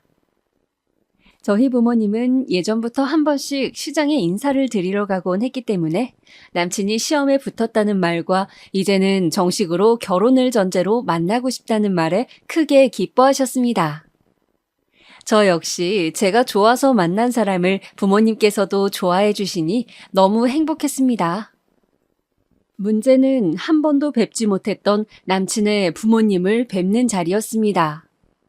저는 평소 낯을 가리는 소심한 면이 있는지라 너무 걱정이 되어서 한동안 주변 지인들에게 어떻게 하면 잘 보일 수 있는지, 그날 옷은 어떤 걸 입어야 하는지 등등 정보를 물어보기도 하고 긴장되는 마음을 좀 진정시키기 위해서 인터넷으로 명상 같은 것을 해보기도 했어요. 그러나 만나 뵙기로 한 날이 다가오면 다가올수록 점점 더 긴장이 되더군요. 어른들에게 어떻게 대해야 할지, 또 결혼을 전제로 만나겠다는 말씀을 좋게 들어주실지 정말 한두 가지가 신경 쓰이는 것이 아니었습니다. 드디어 제가 남친의 부모님을 뵙는 날이 되었죠. 만나기로 한 장소는 연회장이 있고 개별 룸이 있는 인근에서 유명한 고깃집이었습니다. 특히 돼지 양념갈비가 맛있는 집이었죠. 저는 베이지색 원피스를 입고 언니가 방학 때 놔두고 간 멋들어진 자켓도 걸치고 핸드백도 들고 식당으로 갔습니다. 오빠의 가족분들은 먼저 와 계시더군요. 시골분들 특유의 푸근한 인상이셨고 저를 보고 미소를 보내셨습니다. 다행히 저를 마음에 들어 하시는 것 같았어요. 특히 어머니께서는 저를 보고 아가씨가 너무 곱다며 그래 가게를 한다고 들었는데 가게 위치는 어디쯤 되냐며 다음에 꼭 놀러 오신다고 말씀을 주셨습니다. 저는 안 그래도 맛보시라고 저희 가게에 잘 팔리는 어묵들을 가지고 왔다고 가족분들께 선물로 드렸습니다. 깔끔하게 포장된 어묵 세트를 보고 가족들은 아가씨가 야무지다며 좋아하셨어요. 저는 남친의 가족분들을 보고 나니 이 집에 시집 가면 마음 편하게 살 수 있겠구나 그런 생각이 들었습니다. 그렇게 우리 커플은 1년여의 시간을 더 연인으로 보냈어요.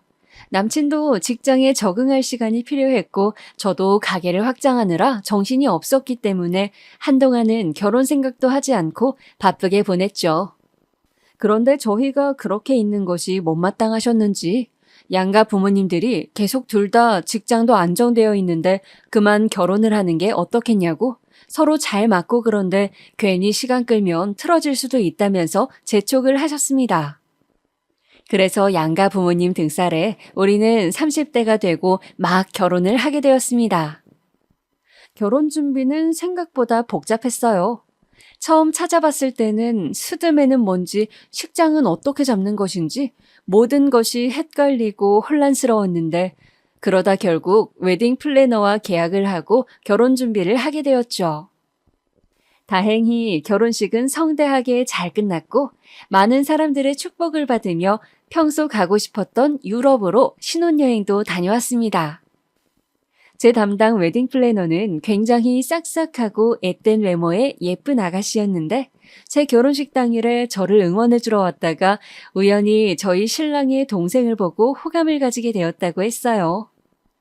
저는 결혼 이후 한번 보자는 플래너의 연락을 받고 커피숍에서 만났다가 두 사람이 호감을 가지고 만나고 있다는 말을 듣고 놀라고 또 신기했습니다. 사람의 인연이라는 게 이렇게 이어질 수도 있구나 싶은 게 두 사람을 많이 응원해주고 싶었습니다.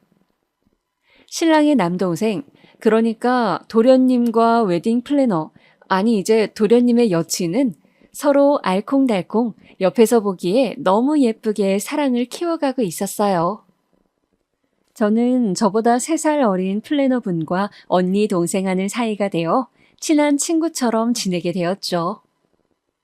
그렇게 우리가 결혼하고 1년이 지난 후 도련님은 집에 여친을 소개시키고 결혼을 하겠다고 선포를 했습니다. 그런데 이번에는 어쩐지 저와 신랑이 결혼하던 때와 달리 시부모님의 반응이 좋지만은 않았습니다. 저는 시부모님에 대해 마냥 부처 같은 분들로만 알고 있었기 때문에 도련님의 여친을 마음에 안 들어하는 것이 이해가 되질 않아서 어느 날 저녁 신랑이 좋아하는 번데기탕을 만들어 놓고 술 한잔 하자고 하면서 그 이유를 캐내어 봤어요. 그랬더니 글쎄 신랑 말이 어머님께서 은근히 결혼할 때 며느리 집안이 돈이 있기를 바라신다는 거였습니다.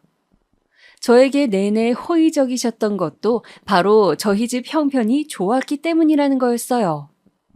지금 도련님 여친은 아버지께서 마을버스 기사를 하신다고 하셨고 집안 형편이 좋질 않은 데다가 동생이 2명이나 더 있어서 그동안 여친이 집안 건사를 해왔는데 그 사실을 알고 난 후로 영 여친을 마음에 안 들어 하신다고 했습니다.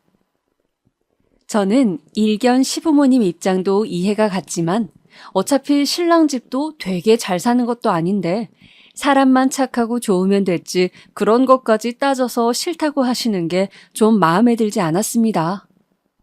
물론 저를 구박하시는 것도 아니니 내가 나서서 뭐라고 할 문제는 아니다 싶어 가만히 있기는 했지만요. 그렇게 어머니는 몇 개월을 두 사람의 결혼을 반대하시더니 결국은 도련님이 고집을 부리며 연을 끊겠다고 날뛰자 어쩔 수 없이 허락을 하셨습니다. 그러나 새로 들여온 둘째 며느리를 보는 어머님의 눈빛은 여전히 마뜩찮아하는 것이 너무 티가 났습니다. 대놓고 저랑 동서를 차별하기 일쑤였지요. 저에게는 항상 미소로 대하시고 항상 우리 아들과 결혼해줘서 고맙다고 하시는 반면 동서에게는 말 한마디를 다정하게 하지 않으시는 거였습니다. 가끔 다 같이 모여 식사를 할 때 동서는 누구보다도 먼저 나서서 부엌으로 가서 음식을 만들고 어머니를 도와드리려고 했는데 그럴 때마다 어머니께서는 가시돋친 말을 계속 동서에게 퍼부으셨습니다. 어머니와 동서의 그런 조마조마한 상황을 바라보는 제 마음도 편치 않았고 언젠가는 크게 서로 갈등을 빚지 않을까 걱정이 되었습니다. 그러던 중 아니나 다를까 매년 4월에 있는 시댁의 제삿날 마침내 큰일이 벌어지고 말았죠. 그날도 동서는 누구보다 일찍 와서 열심히 전을 뒤집고 나무를 묻히고 산적을 손질했습니다. 겨우 준비가 다 끝나 제기에 음식들을 담는데 그때였습니다. 쨍그랑 벼란간 유리그릇 깨지는 소리가 나더군요. 제가 깜짝 놀라 부엌으로 달려가자 동서가 국그릇을 떨어뜨린 것 같았고 그릇이 깨져서 조각난 상태였는데 앞에서 어머니가 씩씩거리며 서 계시더군요. 너 음식 똑바로 담으라고 내가 말했지? 제대로 할 줄 모르면 가만히나 있을 것이지. 그릇을 다 깨면 어떻게 하니? 이래서 낄 때 안 낄 때 설치고 다니는 꼴 싫다고 내가 그렇게 결혼을 반대했구만. 꼴 보기 싫으니 저 방에 가 있어. 어머니 죄송해요. 저는 뭐라도 하려고 그릇 깨서 죄송해요. 그 그릇 내가 선물 받은 거라 다시 사지도 못해. 아휴 정말 제대로 하는 게 하나도 없구나. 됐고 꼴 보기 싫으니까 그만 가거라. 동서는 몇 번이나 고개를 숙여 사과를 한 뒤 혼자 눈이 발개져서는 방으로 터벅터벅 들어가서 짐을 챙겨 밖으로 나오더군요. 도련님은 멀뚱멀뚱 상황을 보고서도 자기 아내를 챙기지도 않고 가만히 있는 거였어요. 저는 너무 화가 났지만 제사를 모시는 자리였고 또 동서가 그렇게 나간 뒤 어머니의 노기 역시 가라앉으셨기 때문에 강하게 항의는 하지 못하고 그저 돌아오는 길에 동서에게 전화를 했습니다. 동서는 형님 어디시냐고 잠깐만 저랑 커피 한잔 하실 수 있냐고 하더군요. 저는 남편에게 잠깐 볼 일이 있다고 둘러댄 후 동서를 만나러 부랴부랴 갔습니다. 아까 그렇게 혼자 울면서 나갈 때 도와주지 못한 것이 너무 마음이 안 좋았습니다. 다행히 커피숍에서 만난 동서는 웃으며 괜찮다고 내가 잘 몰라서 실수했으니 어머니가 그렇게 화가 나신 거라고만 했습니다. 그렇지만 그 어깨는 떨리고 있었죠. 저는 동서를 어떻게 위로해야 할지 몰라 주춤거리다가 그냥 웃을 수밖에 없었습니다. 그런데 동서가 저에게 갑자기 진지하게 이야기를 꺼내는 것이었습니다. 형님, 제가 형님한테 다 말씀 못 드린 게 있는데 사실은 어머니께서 밤마다 저에게 문자를 보내세요. 그게 무슨 말이야? 무슨 문자를 보내시는데? 그게...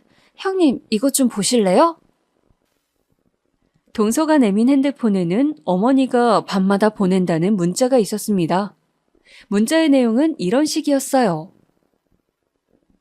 둘째야, 오늘 낮에 내가 전화했는데 왜 연락이 없니? 일하는 게 바쁘다지만 화장실 갈 시간도 없는 것도 아닐 텐데 어른이 연락을 하면 바로바로 연락이 되어야지. 답답해 죽겠구나. 가정교육을 이따위로 받았니?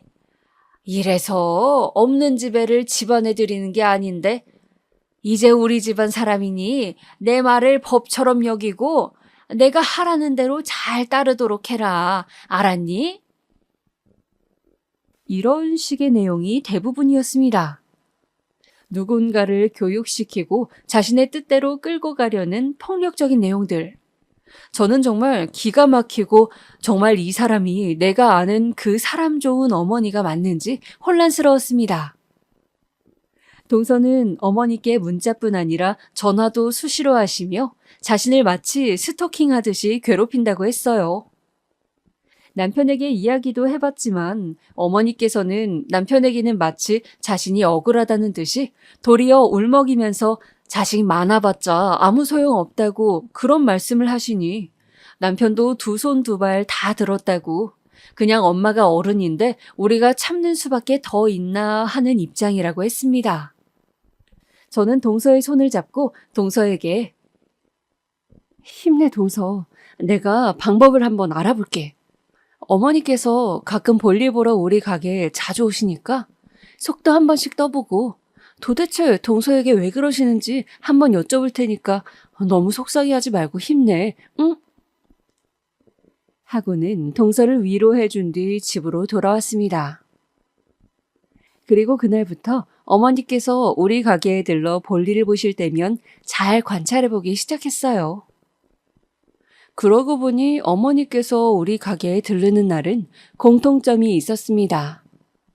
뭔가 상대방은 낯설어 보이는데 어머니께서는 친근하게 뭔가에 대해서 열심히 설명을 하는 모습이었어요. 저는 분명히 어머니에게 뭔가 있다 싶어서 어머니를 유심히 살펴보고 어머니가 뭘 하시는 건지 알아내려고 했어요. 어머니와 함께 오시는 분들은 동네 아주머니들 같았는데 몇 분은 잘 차려입으셨고 몇 분은 수더분하셨는데 어딘지 모르게 서로 막역하지는 않고 거리가 있는 모습이었습니다. 그러던 어느 날 저는 결국 그분들의 정체를 알아냈어요. 그날은 어머니께서 5명 정도 일행을 데리고 가게로 오셨습니다. 저는 연애 때부터 어머니께서 친구분들을 데리고 오시면 항상 무료로 모든 메뉴를 제공해드렸기 때문에 그날도 주문을 받으러 갔습니다. 뭐 드시겠어요? 그런데 그날 처음 본 것 같은 어떤 아주머니께서 아유, 저는 금방 갈 건데 물 주시면 안 돼요? 하시는 거였습니다. 그러자 옆에 계시던 어머니께서 아이고 동생, 내가 쏘는 거야. 맛있는 거 시켜. 여기 어묵도 엄청 맛있어. 하며 저에게 눈을 찡긋 하시는 거였어요. 아마 제가 며느리라는 사실을 숨겨달라는 뜻 같았습니다. 저는 웃으며 고개를 끄덕했지요. 내가 여기 계신 분들 다 쏘려고 여기 가게 사장님한테 이야기해서 한 달분씩 돈을 드린다니까. 봤죠? 나처럼 등급이 올라가면 이렇게 마음의 여유가 생긴다니까요. 등급? 저는 무슨 이야기인가 싶어 귀를 쫑긋하며 듣고 있었어요. 그랬더니 옆에 다른 분들도 같이 맞장구를 치면서 금세 시끌벅적해지는 거였습니다. 에메랄드가 어쩌니 루비가 어쩌니 무슨 보석 이야기를 하면서 열심히 하면 다이아몬드가 될 수 있다는 둥 그런 말을 하는데 저는 순간 감이 탁 오더군요. 방문 판매 같은 걸 하는 다단계였습니다. 예전에 제 대학 동기도 그런 업체에 등록을 하고 열심히 물건을 팔러 다녔던 적이 있기 때문에 금방 알 수가 있었어요. 어쩐지 요 근래 어머니께서 저희 가게에 사람을 여러 명 데리고 오시는 일이 자주 있다 했더니 바로 다단계를 시작하신 것 같았습니다. 저는 다단계에 대해서 네트워크 마케팅이라는 설명도 들은 적이 있었고, 그닥 나쁘다는 생각은 없었는데, 한 가지 의아했던 점은 시어머니께서 왜 나한테는 물건을 구매하라는 말을 하지 않는가 하는 거였어요. 제 생각에는 보통 가족들부터 제일 처음 등록을 시키고 물건을 구매해달라고 하는 방식이 대부분으로 아는데, 이상하게 어머니께서는 저에게 일절 말도 하지 않으셨고, 집에도 숨기시는 모양새였습니다. 저는 그 부분에 대해 신랑에게 정보를 더 캐봐야겠다고 생각했습니다. 그래서 그날 저녁에 다단계에 대해 어떻게 생각하는지 신랑에게 넌지시 물어봤어요. 자기야, 있잖아. 나 아는 언니가 이번에 네트워크 마케팅 업체에 들어갔는데 거기서 파는 주방 세제가 그렇게 괜찮다네? 우리도 하나 사줄까? 보니까 그 업체에 화장품도 있더라고. 뭐라고? 안 돼, 자기야. 그거 다단계야. 절대 하지 마. 절대. 그게 뭐 법으로 걸리는 것도 아니고 그리 나쁜 것도 아닌데 왜 그렇게 싫어해? 우리 집안에 큰아버지가 다단계 잘못해서 집안이 완전 풍비박산 났어. 큰어머니랑 이혼하시고 자식들도 다 아빠 모른 척하고 그렇게 폐인돼서 돌아가셨다고. 그러니까 우리 아빠 앞에서 행여나 다단계 이야기 꺼내면 큰일 나니까 절대 말하지 마. 알았어? 아, 이거였습니다. 어머니께서 필사적으로 숨기셨던 이유가 바로 아버님 때문이었습니다. 제가 생각했던 것보다 다단계에 대한 아버님과 남편의 반감은 무척 컸습니다. 물론 그랬기에 어머님도 몰래 지금 다단계를 하고 계시는 것이겠죠. 저는 그렇다면 어머님께서 왜 그런 위험을 무릅쓰고 다단계를 하고 계시는 건지 알 수가 없었어요.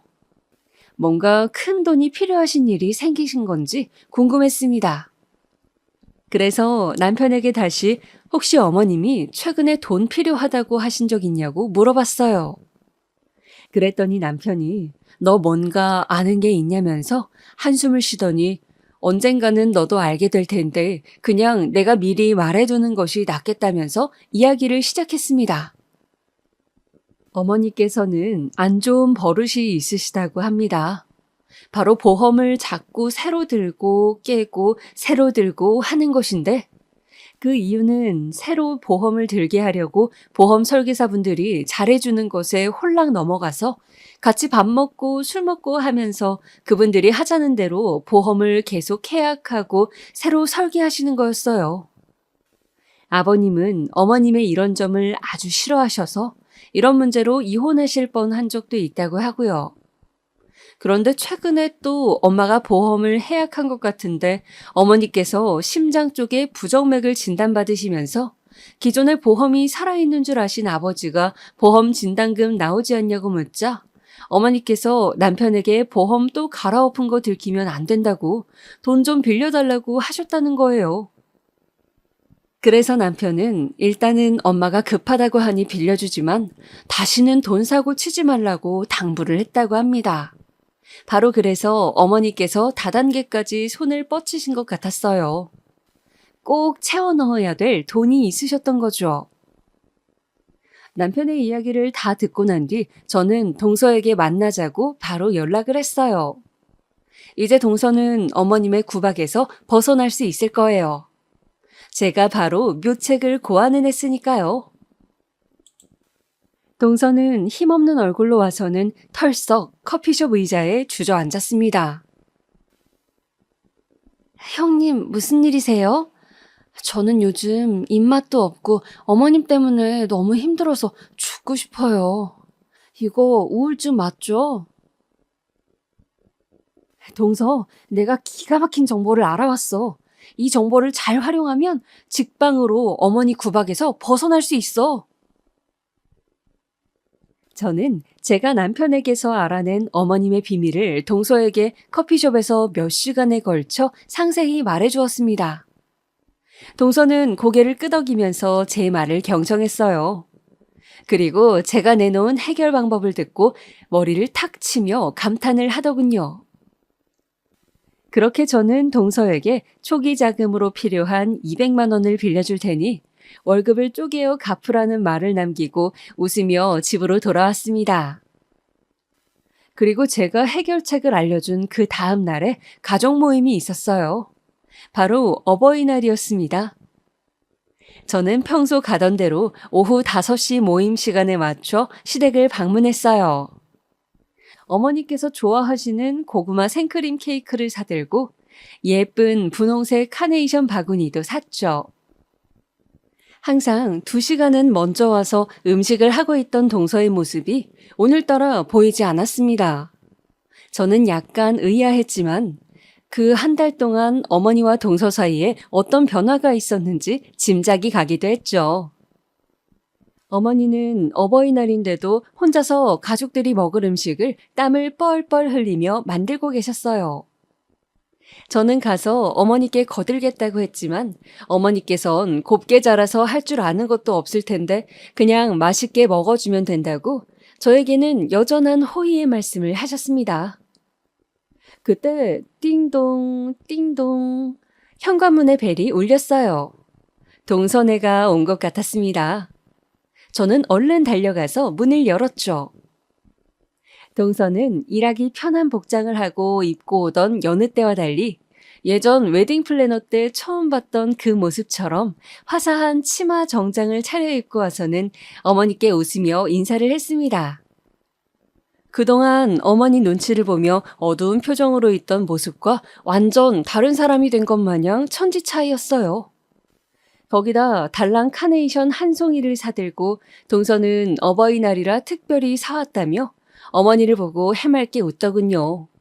그런데 어머님의 반응이 더 놀랄 노짜였습니다. 아이고 우리 복덩이 왔니? 우리 복덩이 얼른 들어와. 얼른 온다고 고생했지? 우리 둘째 며느리 언제 봐도 이렇게 이쁠까? 누가 보면 아직도 아가씨인 줄 알겠다. 그치? 복덩이? 그새 동서의 애칭이 생긴 모양이었습니다. 저는 황당하기도 하고 웃기기도 해서 혼자 한참을 희죽대다가 자리로 돌아왔어요. 그새 동서와 어머님의 권력관계는 완전 정반대로 뒤집혀 있었습니다. 아마 제가 알려준 비법 덕분이겠지요. 어머님은 동서가 좋아하는 음식을 했다면서 동서의 밥 위에 반찬을 얹어주시는가 하면 동서가 물을 들어 일어나기만 해도 안절부절 못하시는 모습이었어요. 마치 상전을 모시듯 말이죠. 그렇게 어머님은 아버지와 남편, 도련님 모두가 의아해하는 시선을 꿋꿋이 넘기시면서 마치 동서가 어느 나라의 공주님이라도 되는 양 동서에게 모든 것을 맞춰주고 정말 입안의 혀처럼 대하시는 것이었습니다. 그렇게 그날의 쇼킹한 모임이 끝나고 저는 너무너무 궁금해서 견딜 수가 없었습니다. 그래서 바로 동서에게 만나자고 전화를 했죠. 동서는 기다렸다는 듯이 오케이를 하더군요. 그렇게 저는 동서가 어떻게 했는지를 상세히 들을 수 있었습니다. 과연 동서가 그렇게 한 달 만에 어머니를 휘어잡은 비결은 무엇이었을까요? 그것은 바로 동서의 지혜와 어진 마음이었습니다. 물론 필요한 정보 제공은 제가 해준 셈이었지만 동서는 정말 지혜롭게 그 정보를 활용했더군요. 역시 착한 동서의 마음이 이런 결과를 가져온 것이 아닐까 하는 생각이 들었습니다. 도대체 어떻게 된 일이냐고요? 지금부터 차분히 말씀드려 보겠습니다. 우선 동서는 어머니가 제 말대로 다단계를 하고 있는지부터 확인을 다시 해봤다고 합니다. 저희 가게 근처에서 어머니가 모임을 가지는 것을 관찰하고 또 그 사람들이 가지고 다니는 팜플렛을 보고 어느 회사인지 알아냈다고 합니다. 그리고 어머니께서 전화가 오셨을 때 넌지시 말씀을 드렸대요. 어머니, 저 얼룩 제거제가 필요한데 혹시 땡땡땡 회사라고 들어보셨어요? 들어보니 거기 회사 얼룩 제거제가 그렇게 좋다고 하던데 저희 회사에 사은품 돌릴 일이 있는데 그걸로 하려고요. 아, 그 회사? 나 그 회사 다니는 아는 언니 있어. 그럼 내가 대신 사줄까? 어머니께서는 웃으며 갑자기 기뻐하셨다고 합니다. 그렇게 몇 번을 동서는 어머니가 하고 있는 다단계 회사 제품을 대량으로 구매했다고 해요. 그러자 어머니께서는 눈에 띄게 불안해하시기 시작했습니다. 둘째, 너 혹시 뭔가 알고서 이러는 거니? 너 혹시 내가 다단계 하는 거 시아버지한테 이르려고 이러니? 무슨 꿍꿍이야 대체? 한 번은 작심하신 듯 대놓고 이렇게 따져 물으셨다고 해요. 그래서 동서는 말했답니다. 어머니, 저는 어머니께서 무슨 일을 하시던 상관없어요. 그저 어머니께서 행복하시기를 바랄 뿐입니다. 어떤 사정으로 돈이 필요하셔서 다단계를 하시는 건지, 보험을 계속 갈아엎으신다는데 그것 때문에 또 힘든 일이 생기신 건지 저는 알 수 없죠. 뭐라고? 다만 제가 확실히 알고 있는 것은 저는 어머니와 잘 지내고 싶고 어머니께서 힘든 걸 바라지 않기 때문에 어머니께서 다단계를 하시면 기꺼이 그 물건을 사드릴 거고 또 돈이 꼭 필요하시다면 빌려드릴 수도 있어요. 그리고 어머니께서 원하시지 않으면 당연히 가족 중 그 누구에게도 말하지 않을 거고요. 아니, 그래. 말은 고맙다만 도대체 왜? 제가 사랑하는 제 남편을 낳아주시고 열심히 키워주셨잖아요. 저는 어머니께 평생을 감사하는 마음으로 살 거고, 어머니 행복하실 수 있도록 최선을 다해 도울 거예요, 어머니.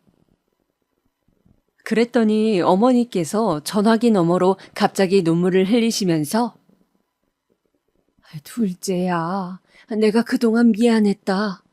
그저 내가 내 욕심으로 너를 힘들게 했는데 네가 나를 마음으로 안아주는구나. 미안하다 둘째야. 하면서 진심으로 동서에게 사과를 하셨다고 합니다.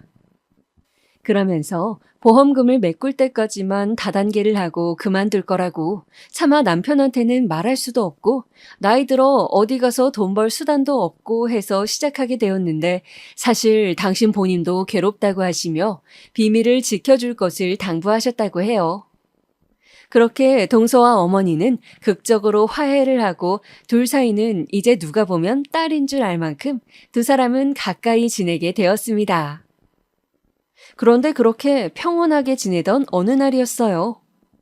신랑과 저녁을 배부르게 먹고 기분 좋게 늘어져 있는데 갑자기 전화벨이 울렸습니다. 여보세요? 얘야, 나다. 지금 너네 집으로 가고 있으니 문 좀 열어다오. 네? 지금요? 무슨 일이세요, 어머니? 어머님의 다급한 목소리 뒤로 아버님의 고함 소리가 들려왔습니다. 저는 본능적으로 뭔가 아버님이 사태를 짐작하셨구나 싶었죠. 곧이어 택시를 타고 오신 듯 어머니께서 허둥지둥 문을 미리 열어놓은 집 안으로 들어오셨습니다. 그리고 바로 현관문을 닫자마자 미친 듯이 쿵쿵 문을 두드리는 아버님의 목소리가 들려왔어요. 어딜 도망가? 내가 하지 말랬지? 이제 보험 바꾸기도 모자라 다단계를 해? 집안 망하고 싶어? 자기야, 내가 짚이는 일이 좀 있는데 일단 나중에 다 설명할 테니 아버님 좀 모시고 한숨 돌리고 있어. 지금은 어머님하고 아버님이 따로 계셔야 할 것 같아, 응? 저는 남편에게 사정을 대략 설명하고 일단 내가 어머님과 있을 테니 자기가 아버지를 좀 진정시키라고 사태를 중재했습니다. 아버님은 씩씩거리며 남편의 손에 끌려가셨어요. 그리고 남은 어머니는 눈물을 흘리시며 저에게 나 좀 살려달라며 애원을 하셨죠. 아가야, 나 좀 살려주렴. 내가 진짜 심장이 떨려서 제명이 못 살겠다. 나 좀 도와다오. 너무 힘들어. 도대체 무슨 일이세요, 어머니? 물 한 잔 드시고 찬찬히 말씀 좀 해보세요. 저도 너무 답답하네요. 저는 어머니께 모르는 척 물었습니다. 그랬더니 어머니께서 내가 너네 가게에 공짜로 커피 마시러 가서 넌 대충 알고 있었지 않냐고 다단계를 하고 있었다는 말씀과 보험금 빵꾸난 거 안 들키려고 하다 보니 빚을 지게 되었고 그래서 다단계까지 가게 됐다고 말씀을 하시는 거였어요. 처음 다단계를 시작할 때는 그 사람들 말만 들으면 6개월 정도만 열심히 하면 나도 한 달에 300 정도는 벌 수 있을 것 같아서 시작했는데 나날이 늘어가는 강연회 모임에 나가는 돈만 많아지고 시키는 대로 사재기를 했더니 물건이 팔리지 않고 그게 고스란히 전부 빚으로 돌아왔다고 하는 거였어요. 정신을 차렸을 때는 이미 수습이 되지 않을 만큼 다단계에 깊숙이 발을 담그고 있었고 뒤늦게 아니다 싶어 빠져나오고 싶었지만 나 혼자의 힘으로는 도저히 빠져나올 수 없는 지경이 된 것 같다며 우셨습니다. 가족처럼 생각하라며 가족보다 더 가깝게 지낸다고 하던 회사 사람들은 어머니가 돈을 빌려달라고 하고 회사를 그만 나오고 싶다고 하자 싸늘한 태도로 바로 남처럼 등을 돌려버렸다고 했습니다. 제일 위에 있는 다이아몬드라는 사람을 믿었는데 막상 힘들다고 하자 실제로 도와주는 것은 아무것도 없었다며 어머니는 그 사람들이 어떻게 그렇게 필요할 때는 사탕발림을 하고 필요 없다 싶으니 팽개칠 수 있냐고 그 사람들에게 받은 상처가 크신지 말을 잇지 못하고 계속 슬퍼하셨습니다. 저는 어머니 손을 꼭 잡고 말씀드렸습니다. 어머니, 이왕 이렇게 된 거 그냥 확실하게 아버님께 다시는 그러지 않겠다고 말씀드리고 솔직하게 용서를 구하세요. 어머님도 어머님이 잘못하신 거 아시고 계시잖아요. 아버님도 아마 어머니께서 잘못을 뉘우치고 사과하시면 그렇게 많이 화내시진 않을 거예요. 진짜 그럴까? 그럼요, 어머님. 그리고 지금 남아있는 빚이 얼만지 어떻게 해결하실 건지 확실하게 아들 2명을 모아놓고 말씀을 하세요. 아들들이 화낼 걱정은 하지 마시고요. 네? 그 정도도 어머님 못 도와드리겠어요? 이번에는 그렇게 빚 청산하시고 이제부터는 제발 그런 돈 사고 치지 마시고요. 안 그래도 둘째는 모든 사실을 알고 있어서 둘째에게 말했더니 둘째가 형님에게 상의 드려보라고 하더구나. 형님 말 들어서 그동안 모든 일이 잘 되었다고. 그럼 내가 네 말 믿고 다시 한번 제대로 용서를 빌어보마. 고맙다 첫째야. 이렇게 못난 모습 보여서 창피하구나. 어머니, 우리는 가족이잖아요. 서로 허물이 보이면 덮어주고 마음으로 품어줘야죠. 나중에 저나 동서가 힘든 일이 생기면 그때 어머니께서 저희 그렇게 챙겨주실 거죠? 어머니는 감동하신 듯 저를 꼭 안아주셨습니다. 어머니의 따뜻한 품을 느끼면서 저는 가족이라는 것이 별게 아니구나. 그저 이렇게 서로 온기를 나눌 수 있고 힘든 것을 편하게 이야기할 수 있다면 그게 최고의 사이가 아니겠나 하는 생각이 들었습니다. 앞으로도 어머니께 그런 며느리가 되어드리고 싶다는 생각도요. 그렇게 어머니께서는 혼자 모든 것을 숨기고 아쉬운 것 없는 척 지내시던 것을 버리고 모든 사실을 아버님과 아들들에게 털어놓았습니다. 남편도 시동생도 어느 정도는 알고 있었던 터라 담담했지만 아버님은 진짜 처음에는 미친 듯이 화를 내시다가 나중에서야 좀 수그러드셨습니다. 그렇게 저희 집안의 분란은 어머님의 솔직한 인정과 사과로 일단락되었습니다. 저도 본의 아니게 어르신의 비밀을 알게 되어 그걸 이용한 것 같아서 마음이 쓰이는 부분도 있었지만 결과적으로 모든 가족이 서로를 좀 더 잘 이해하게 되었고 또 힘든 일은 가족끼리 나누는 것이 맞음을 다시 한번 확인하는 계기가 되었던 것 같습니다. 그리고 돈 관리에 대해서도 다시 생각하는 계기가 되었습니다. 저도 사실 그동안 수입이 계속 들어오기 때문에 생각 없이 돈을 썼던 것 같아요. 그냥 물 흐르듯이 돈을 쓰다 보면 나중에 오늘 하루 얼마를 썼는지 계산했을 때 정말 제 생각보다 2배, 3배나 되는 돈을 쓴 적도 많더라고요. 돈으로 늙음하게 고생하셨던 어머니의 사례를 반면교사로 삼아 저도 이제부터라도 계획적으로 돈을 써야겠다고 생각하는 요즘입니다. 코로나도 극성인 요즘, 제 사연을 듣고 계시는 여러분은 어떻게 지내고 계시는지요? 이렇게 힘든 시간 속에서도 봄이 오고 또 꽃이 피고 있습니다. 우리 하루하루 힘들다 하지 말고 좀 더 긍정적인 생각을 하면서 시간을 보내는 건 어떨까요? 혹시 우리 어머님처럼 혼자 속 끓이고 계신 분들이 계시면 그분들에게 꼭 이 말씀을 전해드리고 싶습니다. 즐거운 일은 나누면 배가 되고 힘든 일은 나누면 몇 배로 작아진다고 했으니 혼자 괴로워하지 마시고 가족이나 가까운 친구와 꼭 솔직하게 털어놓고 상의해 보시라고요. 그럼 오늘 하루도 건강하고 행복하게 보내시길 바랍니다.